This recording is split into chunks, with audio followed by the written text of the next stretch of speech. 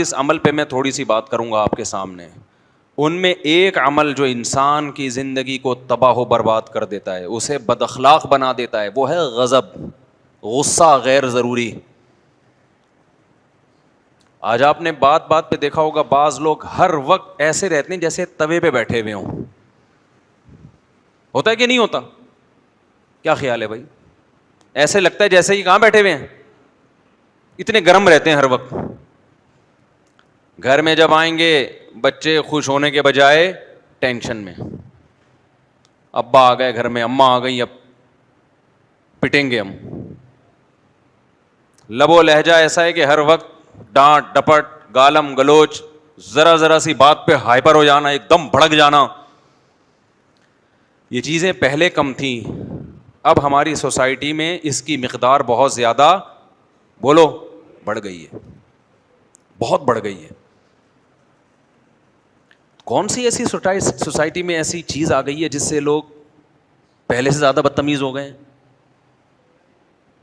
ہیں بھائی؟ حالانکہ میڈیکل سائنس نے بڑی ترقی کر لی، آسائشیں پہلے سے زیادہ ہیں. ہمارے باپ دادا کے دور میں تو یہ پنکھے نہیں ہوتے تھے، اب اے سی کے بغیر نہیں رہ سکتے لوگ. تو آرائشیں بھی بڑھ رہی ہیں، آسائشیں بھی بڑھ رہی ہیں، کھانے پینے کا اسٹینڈرڈ بھی لوگوں کا، معیار زندگی بھی بڑھ رہی ہے. سواریاں اچھی، پہلے بسوں میں لٹک لٹک کے جایا کرتے تھے، کھڑکی سے چڑھنے کی بھی جگہ نہیں ہوتی تھی. اسکولوں میں ایئر کنڈیشن لگے ہوئے ہیں آج کل. ہمارے دور میں تو اسکولوں میں بیٹھنے کی جگہ مل جائے تو بڑی بات تھی. تو کیسا معیار زندگی بلند ہوتا جا رہا ہے انسان کا، مگر اس کی طبیعت میں غصہ کم ہونے کے بجائے بڑھ رہا ہے، برداشت ختم ہو رہی ہے.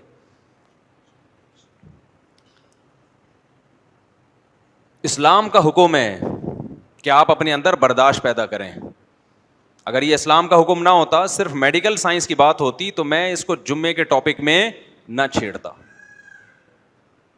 نبی صلی اللہ علیہ وسلم کی خدمت میں ایک صحابی حاضر ہوئے، عرض کیا یا رسول اللہ مجھے نصیحت کیجیے. صحابی کا شاید یہ خیال ہو کہ آپ فرمائیں گے نماز ٹائم پہ پڑھا کرو، زکوٰۃ ٹائم پہ دیا کرو، یہ بھی ضروری ہے، اس کا تو یہ تو اسلام کے ارکان ہیں. لیکن نبی نے ان کو یہ نصیحت نہیں کی. آپ نے فرمایا لا تغضب، غصہ مت کیا کرو. عرض کیا یا رسول اللہ مزید کوئی نصیحت کیجیے. چلو یہ والی تو میری سمجھ میں آ گئی ہے، غصہ نہیں کرنا ہے. اور مزید کوئی؟ آپ نے فرمایا لا تغضب، دوسری نصیحت بھی یہی ہے کہ غصہ بولو مت کرو. صحابی نے بزبان حال کہا کہ ٹھیک ہے، دو باتیں، دو نصیحتیں ہو گئیں، اب تیسری بھی کوئی نصیحت ہو جائے. آپ نے فرمایا لا تغضب، تیسری نصیحت بھی یہ ہے کہ غصہ مت کرو.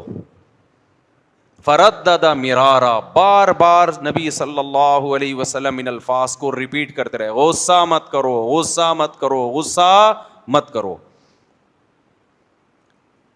کیوں؟ نبی جانتے تھے کہ ان کو جتنی ضرورت غصے پہ کنٹرول کرنے کی ہے، اتنی کسی اور چیز پہ کنٹرول کرنے کی ان کو ضرورت نہیں ہے. ان کے اندر جو بھی برائی ہے غصے کی وجہ سے ہے. قرآن میں اللہ تعالیٰ نے جو اہل جنت کی صفات بیان کی ہیں کہ جن لوگوں کو دنیا میں دیکھنا ہو کہ جنتی کیسے ہوتے ہیں تو ان کی کچھ کوالٹیز ہوتی ہیں، ان کوالٹیز کو دیکھ کے اندازہ لگا لیا کرو کہ یہ کہاں جائے گا، جنت میں جائے گا یا جہنم میں جائے گا. ہمیں پہلے سے کسی کا پتہ ہے کہ کون جنت میں جائے گا کون جہنم میں جائے گا؟ بتاؤ بھائی، پتہ ہے پہلے سے؟ نہیں پتہ نا. لیکن کچھ علامتیں ہوتی ہیں.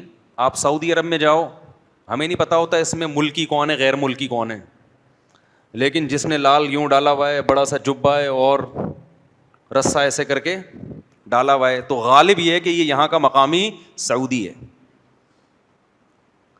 اور جو بیچارہ شلوار قمیض میں گھوم رہا ہے، ٹیڑھی میڑھی سی ٹوپی ہے اس کی، ایسے لگ رہا ہے کہ جیسے قرضہ مانگنے آیا ہوا ہے، تو سمجھ جاؤ کہ یہ کیا ہے.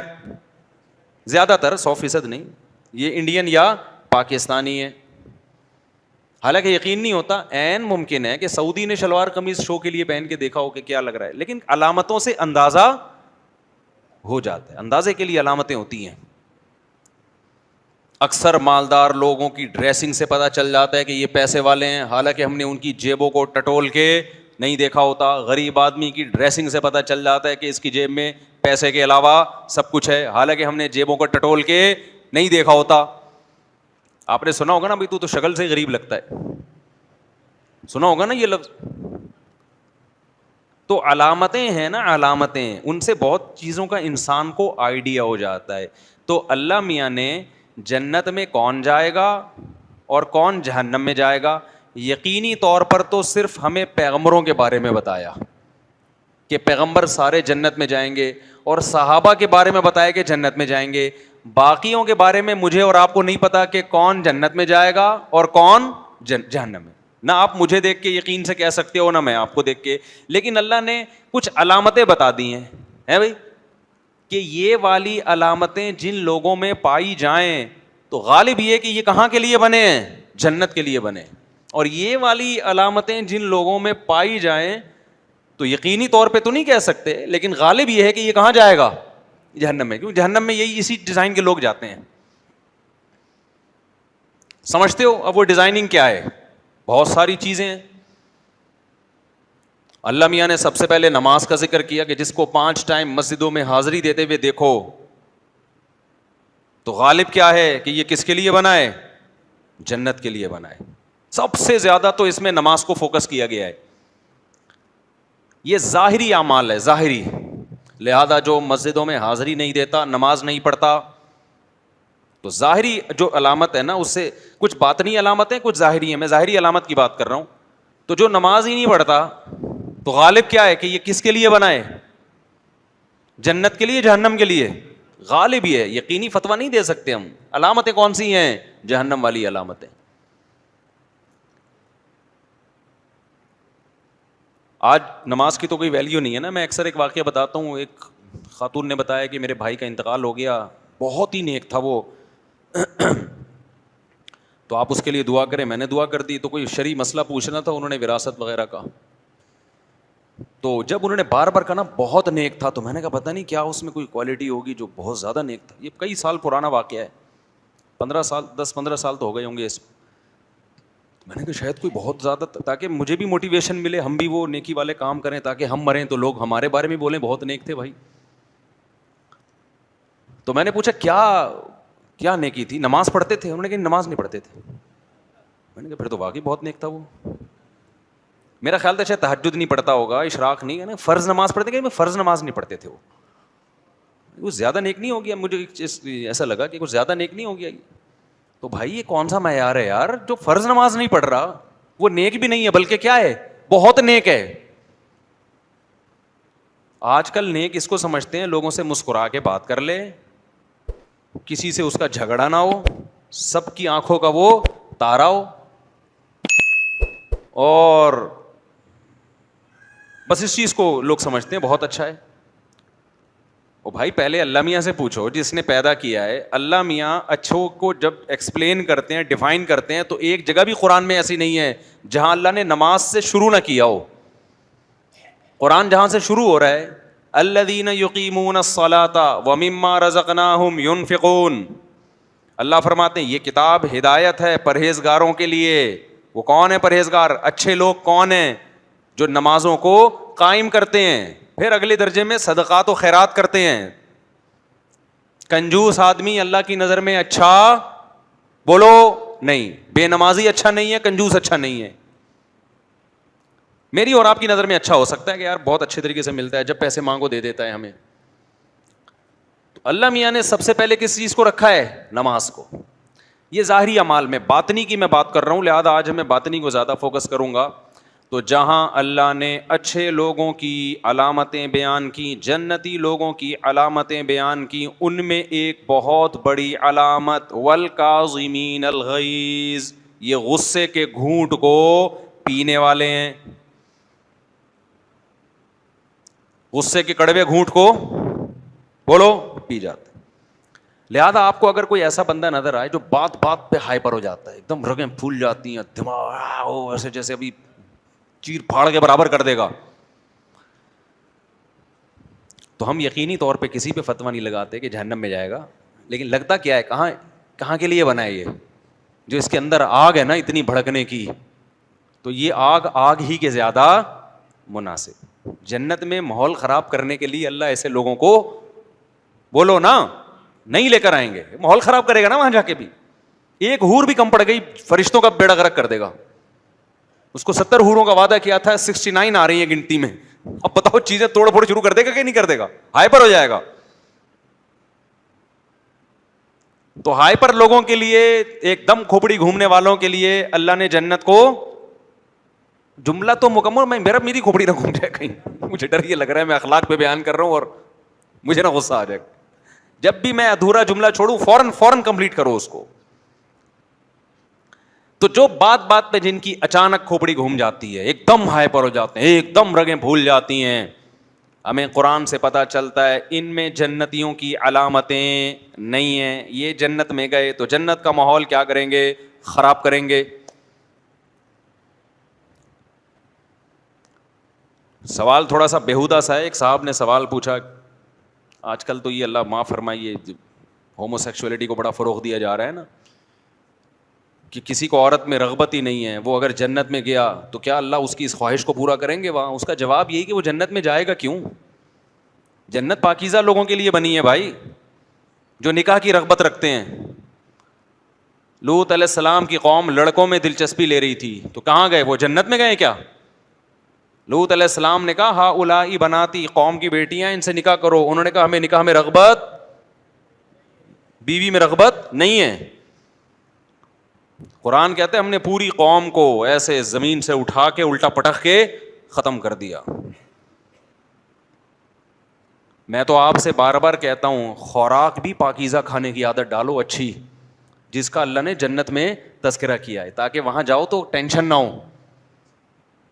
اللہ میاں نے جنت میں جن پھلوں کا تذکرہ کیا ہے نا، یہ وہی پھل ہیں جو انسانی صحت کے لیے انتہائی مفید ہیں، لذیذ بھی ہیں مفید بھی ہیں. تو دنیا ہی میں انہی کی عادت ڈال لو، اس سے صحت اچھی ہوگی، دنیا میں جنت کا مزہ آئے گا. انجیر ہے، زیتون ہے، کھجور ہے، اس کا اللہ تذکرہ کرتا ہے نا قرآن میں. کہیں سموسے کا پکوڑے کا ہے؟ جائز ہے سموسے پکوڑے کھا کے کوئی جہنم میں نہیں جائے گا، آپ کھا لیں. ویسے ہی ایک جنرل نالج کے لیے ایک بات کر رہا ہوں کہ اللہ میاں جن پھلوں کو، جن خوراکوں کو قرآن میں ہائی لائٹ کر رہے ہیں نا، ان کو فوکس کرو، نیچرل لائف کو فوکس کرو. انہی میں ایک چیز اکثر میں بتاتا رہتا ہوں کہ یہ ڈالڈے مالڈے چھوڑ کے فیٹ، چربی پہ آ جاؤ جانوروں کی. بعض ڈاکٹر ایک دم بھڑک جاتے ہیں میری اس بات پہ کہ بھائی لوگوں کو چربی کھلا کے ہارٹ پیشنٹ بنا رہا ہے. تو ان ڈاکٹر صاحب کی خدمت میں عرض ہے کہ ڈاکٹر صاحب میں صرف چربی نہیں کھلا رہا، میں ان کو پھر پوری لائف اسٹائل چینج کرنے کا حکم دے رہا ہوں نا، کہ پھر ایکسرسائز بھی کرو، بھاگو دوڑو بھی، اور لائف اسٹائل چینج کرو، پھر فیٹ کھاؤ، دمبے کی چربی کھاؤ، اونٹ کی چربی کھاؤ. قرآن سے پتہ چلتا ہے چربی انسانی صحت کے لیے انتہائی مفید چیز ہے. اتنی مفید ہے کہ اللہ نے یہودیوں کو گناہوں کی وجہ سے سزا دی کہ چربی پہ پابندی ہے.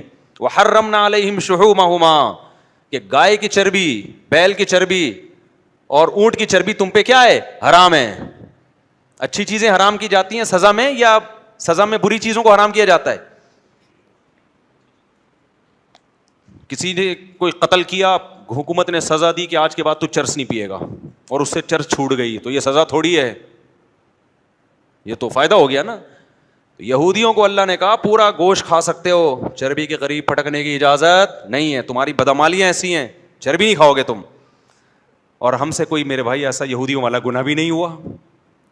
ہم یوٹیوب دیکھ دیکھ کے اور پروپیگنڈے سے متاثر ہو کے ہم نے دیسی گھی کو بھی سائڈ پہ لگایا، دمبے کی چربی کو ایسے صاف کرواتے ہیں. ہمیں صاف ستھرا گوشت چاہیے، ٹھیک ہے نا، ذرا بھی اس پہ چربی نہیں آنی چاہیے، رواج نہیں آنا چاہیے. اس صاف ستھرا گوشت لے جا کے اس آئل میں جا کے پکایا جس کا یہ بھی نہیں پتا یہ بلیچ سے صاف ہوا ہے یا اس میں سرف سے دھویا گیا ہے، اس کو کیا ہے یہ، وہ چمکتا دھمکتا آئل جو ہے نا ایسا، بس یہ بھی نہیں پتا یہ چمک کیوں رہا ہے اتنا، کیا ڈالا ہے اس کے اندر. میں نہیں کہہ رہا یہ آئل نقصان دیں، یہ ڈاکٹروں کا مسئلہ ہے، یہ آئل فائدے مند ہے کہ نقصان دے، لیکن میرے بھائی قدرتی چیزوں کا آلٹرنیٹ یہ بولو نہیں ہے. ایک مرغی وہ ہے جو اللہ کے مشورے پہ انڈا دیتی ہے، جو ہماری مرغیاں ہیں 8-10 انڈے دیں گی اس کے بعد بیٹھ جائیں گی اس کے اوپر. اور ایک وہ مرغی ہے جو تاجر اور جو کمرشل بیسس پہ انڈا دے رہی ہے. صحیح ہے نا؟ سمجھ رہے ہو؟ اس کے باپ کو بھی انڈا دینا ہے، وہ اپنی مرضی سے نہیں دے رہی ہے، کیونکہ اگر وہ 8 انڈوں کے بعد وہ انڈوں پہ بیٹھے گی تو وہ جو تاجر جس نے پورا پروجیکٹ لگایا ہے وہ کہے گا میرا خرچہ اتنا ہو رہا ہے، اس کا آؤٹ پٹ کیا آ رہا ہے؟ کم آ رہا ہے. وہ اس نے کچھ کرا کے اس کو ڈیلی بیسس پہ انڈا اس سے نکلوایا ہے. اب بہرحال یہ پہ ڈاکٹر لوگ بہت غصہ کرتے ہیں، یہ کیا باتیں کر رہے ہیں بیٹھ کے، تو ہماری فیلڈ میں کیوں ٹانگا رہا ہے. میں تو ویسے ایک جنرل نالج کے لیے بات کر رہا ہوں میرے بھائی. نیچرل چیزوں کا کوئی متبادل بولو نہیں ہوتا. اب ڈاکٹر بھی بعض کہتے ہیں، میں جو بات کر رہا ہوں نا ایسا نہیں کہ ڈاکٹر اس کے سارے خلاف ہیں، بہت سے ڈاکٹر اس کی تائید بھی کریں گے کہ دیسی انڈا اور فارمی میں برابری نہیں ہے. خیر آپ کھائیں جو مرضی کھانا ہے، لیکن میں یہ جلدی سے عرض کروں آگے پھر چلتا ہوں میں کہ اللہ میاں نے چربی حرام کی یہودیوں پہ گناہوں کی وجہ سے، لہذا وہ گوشت روکھا کھاتے تھے، چربی میں پکانے کے کھانے کی اجازت نہیں تھی. اس لیے آپ دیسی چیزوں پہ آ جاؤ ایک دفعہ، اور گھی می دیسی گھی اور ان چیزوں پہ آ جاؤ، اور ساتھ ساتھ ورزش بھی کرو. ایسا نہ ہو کہ بس ایک طرف سے تو آپ نے قرآن کو فالو کر لیا اور دوسری والی باتیں جس میں جلدی سونا، بھاگنا دوڑنا، محنت کا حکم ہے وہ والا. جیسے میں بیان کرتا ہوں نا 4 شادیوں والے بیان میں تھے، حقوق والے بیان میں اس دن شارٹ تھے. وہ شادیاں دھڑ دھڑ کر رہے ہیں، حقوق ادا نہیں کر رہے. جلدی شادی والے بیان میں تھے، یہ والے بیان میں شارٹ تھے کہ جس اپنے خرچے پہ کرنی ہے یہ، تو ابا کو جا کے تنگ کرنا شروع کر دیا. تو بھائی جلدی شادی کرو لیکن کس کے خرچے پہ؟ اپنے خرچے پہ. میں تو لوگوں سے جب یہ کہتا ہوں نا اپنا خیال رکھو، تو بھی اپنے خرچے پہ کہتا ہوں، اپنا خیال رکھیے گا اپنے خرچے پہ. عام طور پہ یہ جملہ لوگ نہیں کہتے، لوگ صرف یہ کہتے ہیں آپ اپنا خیال رکھیے گا. میں کبھی بھی یہ نہیں کہتا کہ آپ اپنا خیال رکھیے گا، کیونکہ مجھے ڈر ہوتا ہے کہ میرے سے پیسے مانگنے نہ آ جائے کل کہ میں اپنا خیال نہیں رکھ پا رہا، مجھے اتنے پیسے چاہیے، اور آپ نے کہا تھا کہ اپنا خیال رکھیں تو آپ پیسے دے دیں. تو اس لیے میں فوراً یہ جملہ ایڈ کر دیتا ہوں، آپ اپنا خیال رکھیے، بولو اپنے خرچے پہ. تو غلط بات تو نہیں ہے؟ اچھا تو خیر، تو میں یہ عرض کر رہا تھا کہ وہ 1-2 کیسز آئے نا، وہ چربی پھوڑنا شروع کر دی، پھر پتہ نہیں ان کو کوئی بلڈ پریشر ہائی ہو گیا یا کیا ہو گیا، تو مجھے کہہ رہے ہیں کہ یار اس نے ہمیں چربی پہ لگایا ہے. تو ہم نے آپ کو صرف فیٹ پہ نہیں لگایا، آپ کو پھر ایکسرسائز پہ بھی لگایا ہے، بھاگو دوڑو. اور پھر دوسری بات یہ کہ باقی خوراک کم کرو. اب اگر کوئی حکیم دودھ کے فضائل بیان کر رہا ہے کہ دودھ پینا صحت کے لیے اچھا ہے، آپ نے 3-4 پراٹھے کھائے اس کے بعد آپ 1 گلاس دودھ پی رہے ہو کہ دودھ صحت کے لیے اچھا ہے، اب اچھا نہیں ہے. وہ تو پراٹھے بھی نہیں ہضم ہوں گے، دودھ بھی نہیں ہضم ہوگا. تو دودھ صحت کے لیے اچھا ہے جیسے پیغمبر نے پیا ہے. ہمارے نبی صلی اللہ علیہ وسلم بھوک میں کھانے کی جگہ دودھ استعمال کیا ہے آپ نے، اور آپ کھانے کے بعد 1 گلاس دودھ پی رہے ہوتے ہو.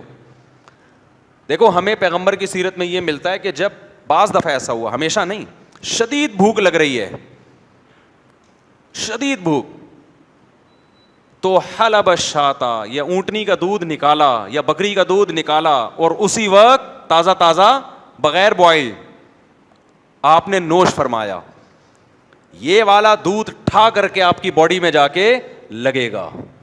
آج جو دودھ پیا جا رہا ہے، ایک تو وہی، اس میں بھی گائے کی اپنی مرضی بالکل بھی بولو نہیں ہوتی، اس کا موڈ نہیں ہے ابھی دودھ دینے کا، آپ نے انجیکشن لگا کے کھینچ لیا.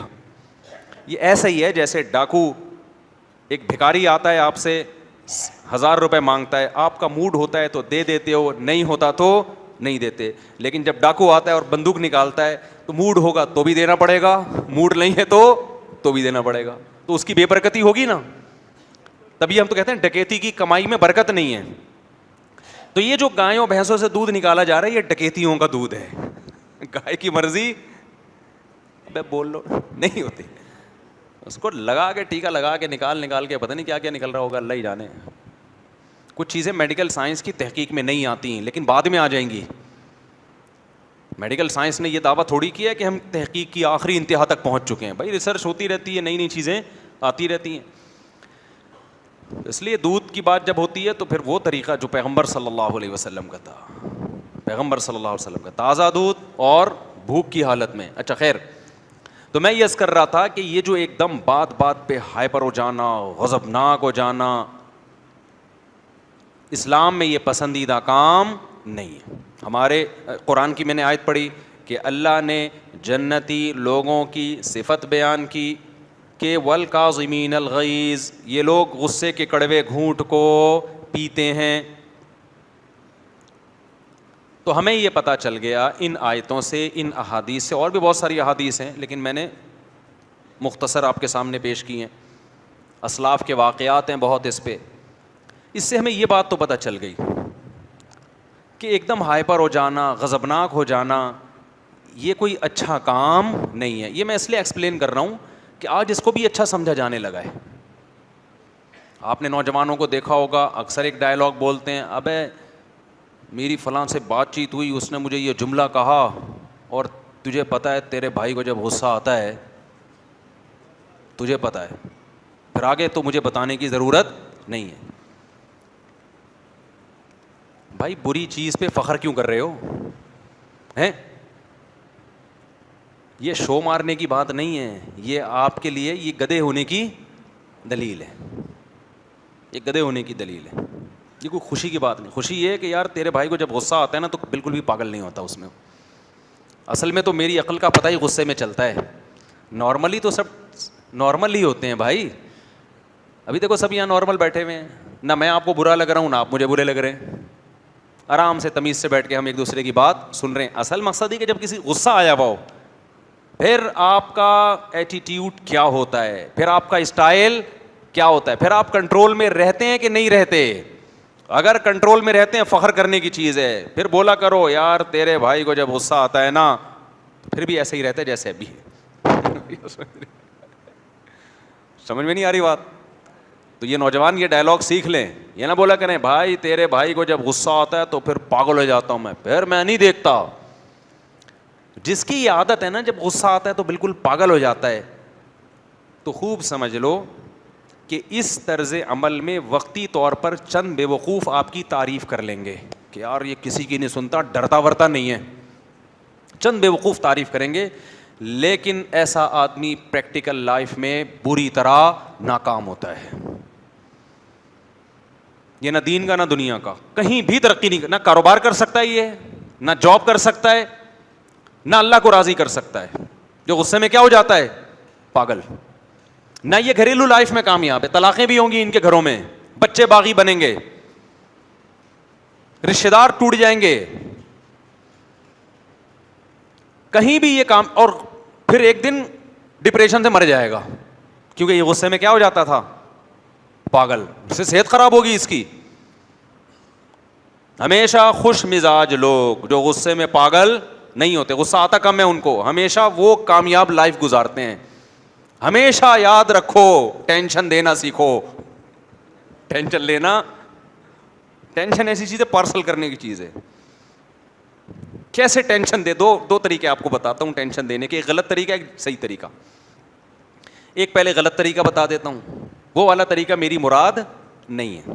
ایک صاحب کا فون آیا کہ میں بہت ٹینشن میں ہوں.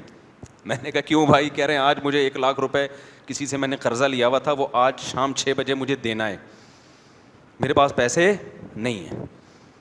ٹینشن ہو رہی ہے نا. میں نے کہا پارسل کر دو ٹینشن. میں نے مزاح کیا اس سے, کہہ رہے میں کیسے پارسل کروں, وہ بندہ آئے گا شام 6 بجے, میرے پاس ہے نہیں, وہ تو لڑے گا مجھ سے, کہاں سے. میں نے کہا ٹینشن پارسل کرو. کیسے؟ میں نے کہا جب وہ آئے تو بولو نہیں ہے. تو جو ٹینشن آپ کو ہو رہی ہے وہ کس کو ہوگی؟ جب نہیں ہے تو کہاں سے دوں بھائی, آجا گھر میں دیکھ لے, لاکر دکھا دو اس کو, جیبیں دکھا دو. میں نے کہا اس سے کیا ہوگا کہ تھوڑی دیر تک تو ٹینشن پارسل ہونے میں ٹائم لگے گا, ایک دم سے نہیں چلی جائے گی. تھوڑی تھوڑی جو ہے نا, جیسے بلوٹوتھ سے کوئی فائل جا رہی ہوتی ہے نا, فائل ہلکی ہلکی ٹرانسفر, تھوڑا تھوڑا. آپ ابھی غصے میں رہو گے کیونکہ وہ غصے میں آپ کو ٹینشن دے رہا ہوگا, جلدی لے گا نہیں وہ, لیکن آہستہ آہستہ آہستہ آہستہ جب اس کو یقین ہو جائے گا نا اس کمبخت کے پاس سے ایک ڈھیلا نکلنے والا نہیں ہے, تو آپ کی ٹینشن پوری کی پوری کہاں ٹرانسفر ہو جائے گی؟ ادھر. اور یہ فائل وہاں جیسے ٹرانسفر ہوئی, آپ کے جو میموری کارڈ ہے نا اس میں ڈیٹا کی مزید ٹینشنوں کی اسپیس کیا ہو جائے گی؟ بڑھ جائے گی. ہر آدمی کے نا دماغ میں ایک میموری کارڈ ہے جس میں ایک خاص حد تک ٹینشن برداشت کرنے کی صلاحیت ہے. تو اگر وہ ٹینشن ریلیز ہوتی رہے گی تو مزید ٹینشنوں کی جگہ بنتی رہے گی, ورنہ اگر یہ والی ٹینشن ختم نہیں ہوئی ایک اور ٹینشن آ گئی تو بھائی یہ تو دماغ تو دھماکے سے بڑھ جائے گا ایک دن. یہ غلط طریقہ ہے ٹینشن پارسل کرنے کا. ایسا نہ ہو کہ آپ یہ شروع کر دیں. میں نے مذاق کیا تھا اس کے ساتھ, میں نے کہا تھوڑی دیر تو ٹینشن ختم ہونا بیچارے کی. اور ایک صحیح طریقہ ہے ٹینشن پارسل کرنے کا, وہ یہ ہے کہ کسی اور کی حماقت کی سزا اپنے آپ کو مت دو. کسی اور کی حماقت کی سزا اپنے آپ کو مت دو. حماقت وہ کر رہا ہے, غصہ آپ کو آ رہا ہے, تو جو غصہ آئے گا تکلیف میں وہ ہوگا نا. کیا خیال ہے بھائی الٹا کام وہ کر رہا ہے, اسے کچھ نہیں ہو رہا, اسے دیکھ دیکھ کے غصہ کس کو آ رہا ہے, آپ کو آ رہا ہے. اس کی صحت کو کچھ نہیں ہو رہا, کام بھی وہ الٹا کر رہا ہے, اس کا کوئی نقصان نہیں ہو رہا. نقصان کس کا ہو رہا ہے, آپ کا ہو رہا ہے. اس کا مطلب کیا ہے, یہ میں ایک مثال سے سمجھاتا ہوں. ملا نصیر الدین جو تھے نا, ملا نصیر الدین, کسی نے ان سے پھڈا کیا اور پھڈے میں لڑائی کے دوران ان کو گالی دے دی. اب جب ان کو گالی دی ہے تو غصہ آنا چاہیے تھا نا ان کو. اس کا مقصد ہی گالی دینے سے یہ تھا کہ جب میں گالی دوں گا تو ایک دم ہائپر ہو جائیں گے, دماغ خراب ہو جائے گا. یہ بڑے سلجھے ہوئے آدمی تھے. جتنی اس نے گالی دی انہوں نے مسکرا کے اسی طرح کی ایک گالی جواب میں پارسل کر دی. ان کو تو گالی سننے سے غصہ نہیں آیا, جب انہوں نے جواب میں اس کو گالی دی تو اس کو ہو گیا, وہ بیوقوف تھا نا, اس کو کیا ہو گیا, غصہ آ گیا. اس کو غصہ آیا, اس نے ایک اور گالی نکالی. یہ مسکرانے لگے, انہوں نے جواب میں ایک اور پارسل کر دی. انہوں نے کنٹرول کیا ہوا تھا کہ اپنے اوپر غصہ نہیں آنے دیں گے. اس نے تیسری پارسل کی, انہوں نے بھی تیسری پارسل کر دی. اب وہ غصے میں ہائپر ہوتا جا رہا ہے اور ان کی صحت پہ کوئی فرق بولو نہیں پڑ رہا. پریکٹس سے آتی ہے یہ چیز تھوڑی سی. اب کیا ہوا کہ جی گالیوں کا تبادلہ شروع ہو گیا. آپ کو پتہ ہے, مجھے نہیں پتا وہ ملا رشید وہ تو بر صغیر کے تھے, تو آپ کو پتہ ہے انڈیا پاکستان میں گالیوں کی الحمدللہ کمی نہیں ہے. کوئی بھی گالی جس وقت بھی آپ دینا چاہیں تو مارکیٹ میں اویلیبل ہے. ایسا نہیں ہوتا کہ زبان کہیں اٹک جائے, آپ کے منہ میں گالی نہ آ رہی ہو. تو اب کیا ہوا ہے کہ دونوں کا گالیوں کا مقابلہ شروع ہو گیا. ملا رشید نے کہا اچھا ایسا کرتے ہیں, تو گالیاں کھیل رہے ہیں نا, تو جتنی گالیاں مجھے دے سکتا ہے نا دے دے, پہلے تو نا ساری ختم کر دے.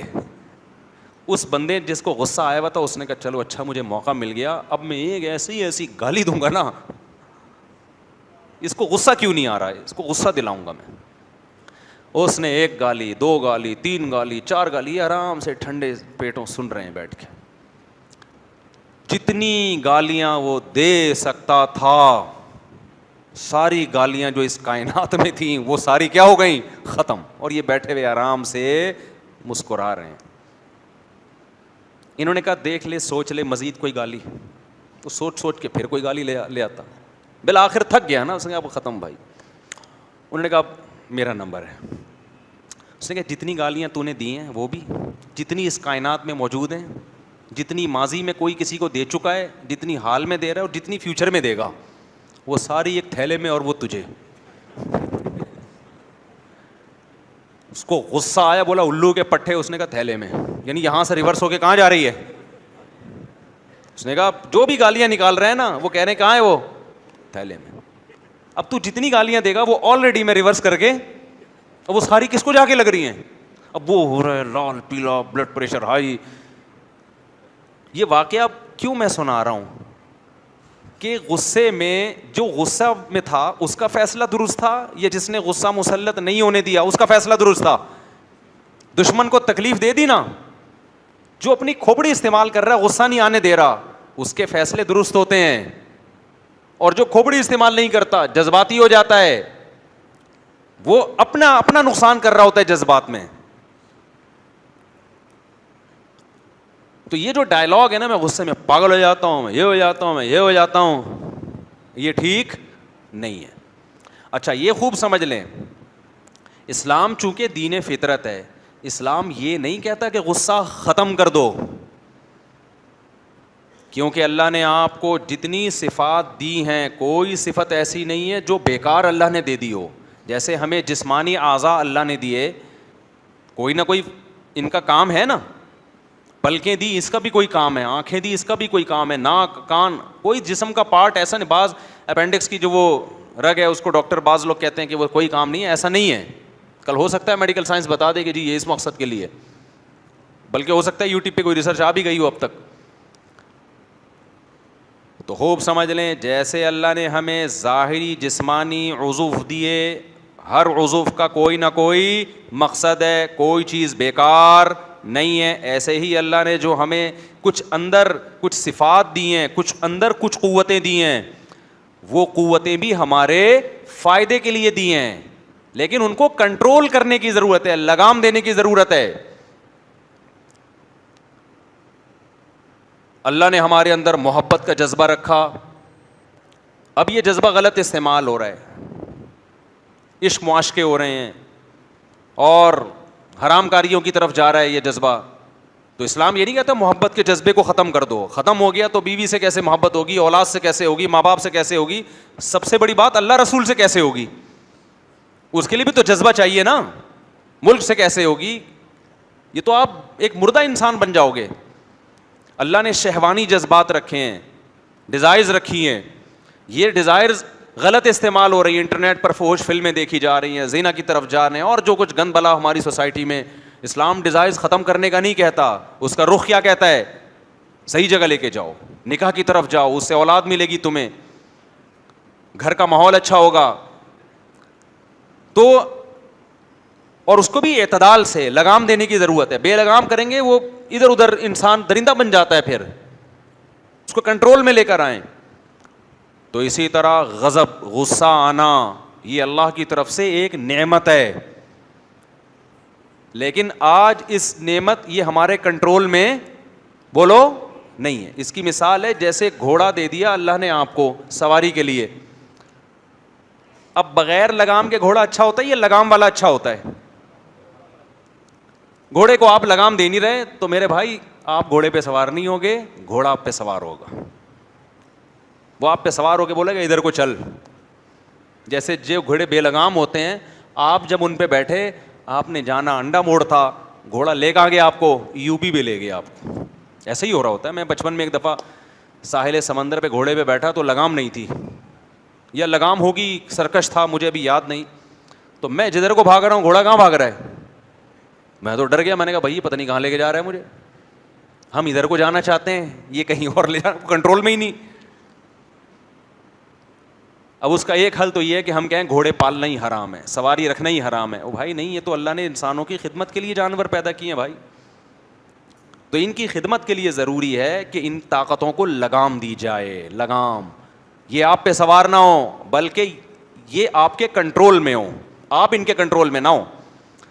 تو جو آدمی غصے میں پاگل ہو جاتا ہے, اس کا مطلب وہ غصے کے کنٹرول میں ہے, غصہ اس کے کنٹرول میں نہیں ہے.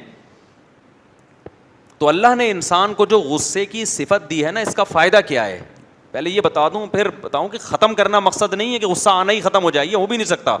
یہ مرو گے تبھی ہوگا ختم. مرے ہوئے کو کوئی غصہ آتا ہے؟ دفنانے میں دیر کر رہے ہو, اس کی وراثت غلط تقسیم ہو رہی ہے, وہ بیچارہ آرام سے چپ چاپ پڑا رہتا ہے. تو یہ اللہ نے انسان کے اندر رکھی یہ صفت اس لیے ہے تاکہ لوگوں کے دل میں اس کا تھوڑا سا خوف رہے, کیونکہ یہ دنیا بڑی ظالم ہے, یہ کمزور کو کھا جاتی ہے, کمزور کا حق ادا نہیں کرتی. اگر کسی کو آپ کے بارے میں پتا ہو کچھ بھی کر لو اس کو غصہ ہی نہیں آئے گا, تو بعض دفعہ وہ آپ پہ ظلم کرنا شروع کر دیتا ہے. بچوں کا دیکھ لو, بچوں کے دل میں اگر یہ بات بیٹھ جائے ہمارے ابا کو کبھی بھی غصہ نہیں آتا, کچھ بھی کر لو, تو تھوڑے دنوں میں بچے باپ بنے ہوئے ہوں گے, اور آپ کیا بنے ہوئے ہوگے, آپ بچے بنے ہوئے ہوگے. ایسا ہی ہے نا. نبی صلی اللہ علیہ وسلم نے فرمایا الرفق ما کان فی شیء الا زانا. یہ حدیث کے عربی الفاظ یاد کر لیں, بڑے مزے کی حدیث ہے. الرفق ما کان فی شیء الا زانا وما نزع عن شیء الا شانا. شانہ کا معنی ہوتا ہے برباد کر دینا, زانہ کا معنی مزین کر دینا. فرمایا نرمی, برداشت جس بھی معاملے میں آ جائے, کیسا بھی اوٹ پٹانگ معاملہ ہو نا, اچھا ہو جاتا ہے, وہ سدھر جاتا ہے, سنور جاتا ہے. اور عدم برداشت, جذباتی پن, ایک دم ایکسٹریم لیول پہ پہنچ جانا, غصہ ہو جانا, یہ والی چیز کتنے ہی اچھے سے اچھے معاملے میں بھی ہو نا, تو وہ اچھے سے اچھا معاملہ بھی کیا ہو جاتا ہے, برباد. بہت سے اچھے کام آپ کی ٹینشن کی وجہ سے خراب ہو جاتے ہیں. آپ نے دعوت کی اپنے رشتہ داروں کی, عید کے دن سب آئیں گے, بیٹھیں گے, پیار محبت کی باتیں ہوں گی, ہم ان کو کھانا کھلائیں گے, آخر میں کولڈ ڈرنک پلائیں گے, اور ہمارے رشتے اور زیادہ کیا ہو جائیں گے, مضبوط ہو جائیں گے. اس دن کیا ہوا جی, روٹی آنے میں تاخیر ہو گئی, قورمہ ٹھنڈا ہو رہا ہے, روٹی آنے ایک دم ہائپر ہو گیا, بڑا رکھ کے لگا دیا بچے کو, کھینچ کے تھپڑ. جب کھینچ کو تھپڑ لگایا تو بیگم نے بولا یہ میرے بچے کو آپ ہر وقت مارتے پیٹتے رہتے ہو. تو بیگم کی سالیاں, جو آپ کی سالیاں آئی ہوئی تھی, انہوں نے پھر بہنوئی کو, سالیاں نے دی گالیاں, گالیاں آ گئیں, پھر یہاں سے سالے آ گئے, پھر آپ کے ابے عید پہ دعوت تھی, اچھا کام تھا نا, عدم برداشت کی وجہ سے اس اچھے کا کیا ہو گیا, بیڑا غرق ہو گیا. اچھا بڑا کام, شادیاں دیکھو اچھا کام ہے برا کام ہے, رشتے اس سے ٹوٹتے ہیں کہ جڑتے ہیں, جڑتے ہیں, خاندان آباد ہوتے ہیں, بڑھاپے کا سہارا. لیکن اگر غصے ہیں تو شادی سے پہلے اتنی نفرت نہیں ہوتی جتنی شادی کے بعد ہو جاتی ہے. ایک نیوٹرل آدمی تھا, کچھ بھی نہیں لگتا تھا آپ کا, دور دور سے سلام دعا, کوئی دشمنی نہیں دوستی نہیں. اس کی سسٹر سے آپ کی شادی ہو گئی اور دونوں جذباتی ہیں, پھڈے ہوئے, مار دھاڑ ہوئی. اس کے بعد وہ بندہ جو پہلے آپ کو مل کے سلام کرتا تھا, زیادہ نہیں پوچھتا تھا, اب بندوق لے کے آپ کو مارنے کے لیے گھوم رہا ہوگا. اچھا کام تھا, عدم برداشت کی وجہ سے کیا ہو گیا, بیڑا غرق.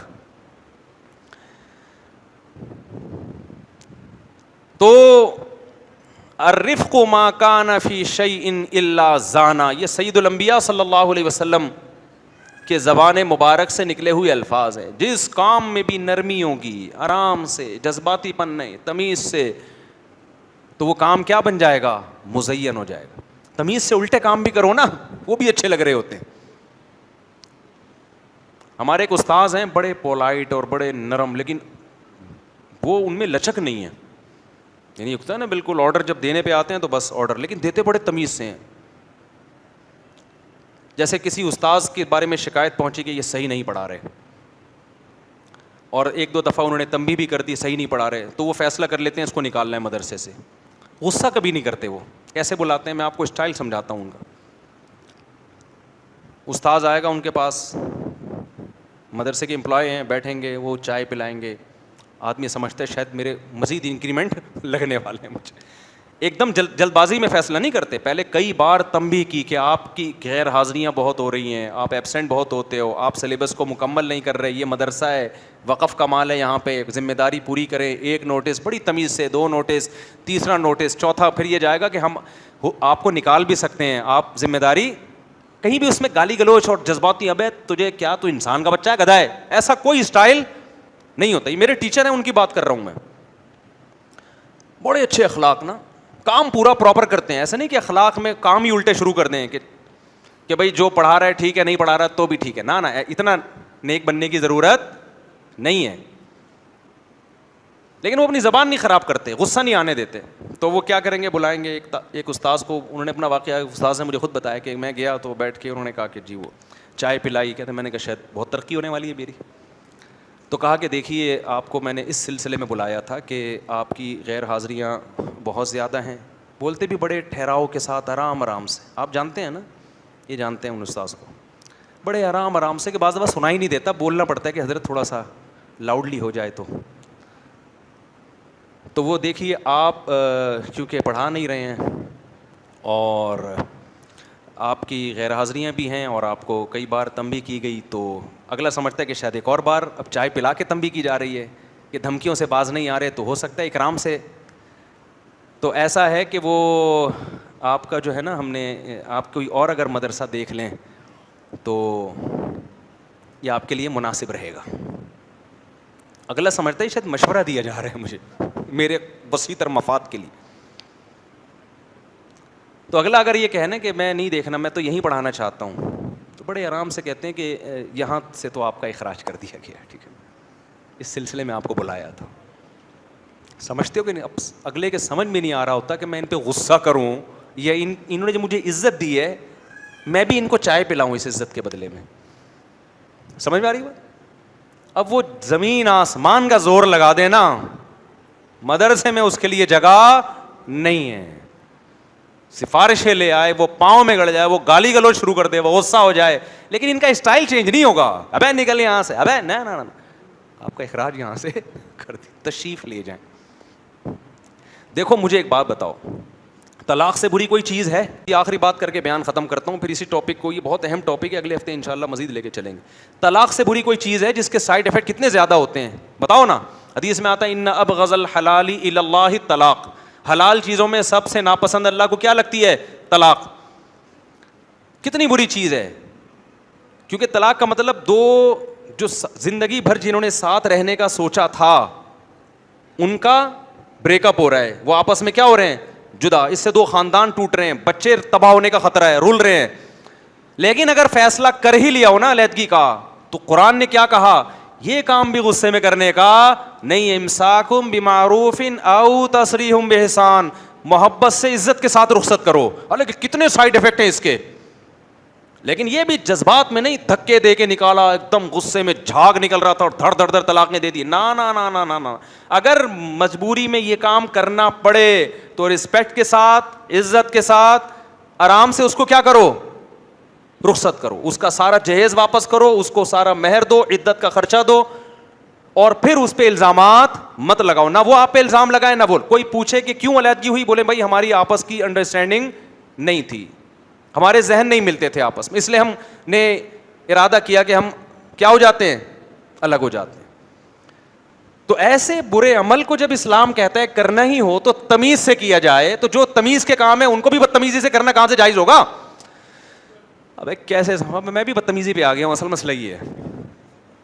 آپ کہیں گے بیان تمیز سے ہو رہا ہے, خود مفتی صاحب کس پہ آ گئے ہیں؟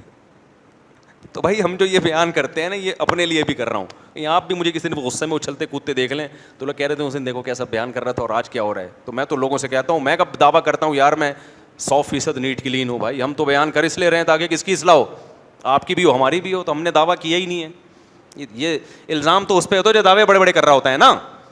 کیا خیال ہے بھائی؟